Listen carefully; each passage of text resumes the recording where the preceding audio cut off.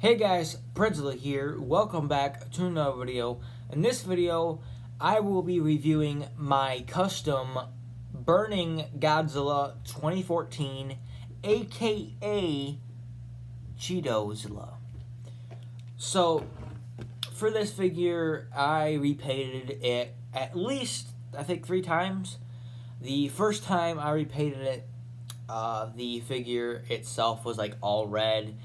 It was basically like kind of like a Burning Godzilla, but instead of orange and black, it was red and black. And the paints that they used for that were terrible, so that didn't really work out too well. And then I wanted to make it Burning Godzilla 2014, and it's basically the same as what you're seeing here, but the paint that I used was not really good, and it didn't come out the way I really wanted it to. But I kind of liked it how it was, so I was like, whatever. And I had it on my shelf for like 2 or 3 years, and then I finally looked at it and was like, you know what? I got better paints. I'm gonna repaint it as Burning Godzilla 2014, and here we are. I really like this. I really do. I'm not this right here and the dorsal fins. Maybe I'll touch on those again because they are up close. They don't seem too dark, but on camera they look red. It's really weird. Maybe I'll go with a more lighter orange, like what I used for here. Something like that. Maybe I'll do that sometime in the future. I probably won't doing that, but just a thought. But what I did is I repainted the entire figure all black, basically making it Godzilla 2014. And then I added, I think I mixed orange and red, or I'm pretty sure that's what I did, orange and red, which makes sense why it looks pretty orange reddish on the camera, but a lot more darker on camera, which is really weird. But I did that for the dorsal fins, and I try to get as many dorsal fins that are right here and all over the place as much as I could. I think I did a pretty good job. I don't know if I really missed any. I think I missed at least, I think I missed a few, but not too big noticeable ones. And then I also added that kind of paint style on the nails and whatnot. And then I also did it here to kind of resemble like a kind of weird burning thing. And I'm pretty sure that's what everyone does when they make an art of Burning Godzilla 2014. They just add some kind of fiery stuff here. I think at least that's what I can remember from seeing any art from Burning Godzilla 2014. I could be wrong, but that's just my mind at its best, or at its worst, definitely one of the two. And then what I did for the Godzilla itself, and my mistake was I wanted to have the orange as inside the cracks, and then the black showing the top layer of the details. Which is, still what I was able to do. But what I should have done was, instead of painting it all black, was paint it all orange and then dry brush it black. But I didn't do that, and I realized my mistake, and I was like, I'm just gonna figure something out. I'm sure I can, and I did.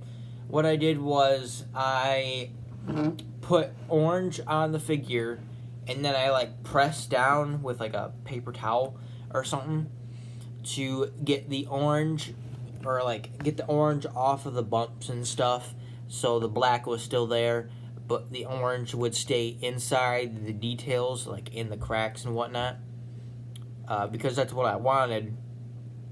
And it came out pretty well, though the issue that I had with that is that the orange that was on the black kind of makes it a weird charcoal color, instead of just dark black like I was hoping it to be. And that's what the main problem was with the other repaint of this guy that was burning Godzilla 2014, was that the black was not actually black. It was like a weird brownish orangish kind of black, and I didn't like it. Though it did come out a lot more better on this, so I'm going to keep it how it is. I think it looks really cool.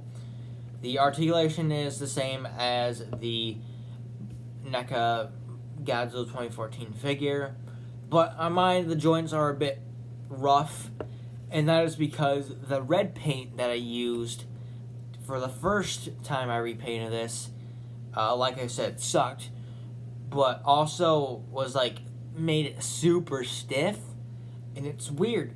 It's like I don't even, and it's definitely not made for customizing figures, and it smelled too. It smelled very chemically. I can't remember what the brand it was, but it sucked so bad, and like it made it so hard to move the joints and stuff. And then I tried to get it off, and it was like it stained on stuff. I have it stained on one of my Neca Godzilla figures, one of my older ones. I have the red paint stained on the dorsal fins. I think it's the Neca Godzilla video game version. I think that's what it's called. It has the red stuff on the dorsal fins, and that's from that custom, because the red paint would not dry like at all. It dried, but it took so long to dry, and it was weird.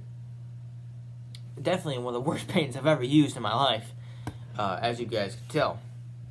Some of the paint is chipping, unfortunately, because this paint isn't the best. And what I use is, as I showed in the other Godzilla custom video, is I use Apple Barrel, which I would say is the best for customizing figures, though it does seem that the paint can chip off on some parts. And you know, I believe it's washable. Like if you paint something that you put it in water, the paint's gonna wash off. Pretty sure it's like that. Isn't it? Does it say on the thing? It says easy cleanup, so I'm assuming that's what that means. But I'm pretty sure on the box it came with it said that. I don't know. I can't remember. But anyways, I hope you guys enjoyed. Hopefully I'm currently working on 2 other custom figures that aren't Godzilla related, but I'll review them anyways, because, you know, why not? But I also have 2 other custom figures that are Godzilla related, but are not Godzillas. So I'll do that eventually. I've had them done for like about a month or so, and I've just never gotten to actually making a video on them, but I'll do it eventually. But anyways, thank you guys so much for watching. I hope you enjoyed, and I'll see you next time. Maybe. Possibly.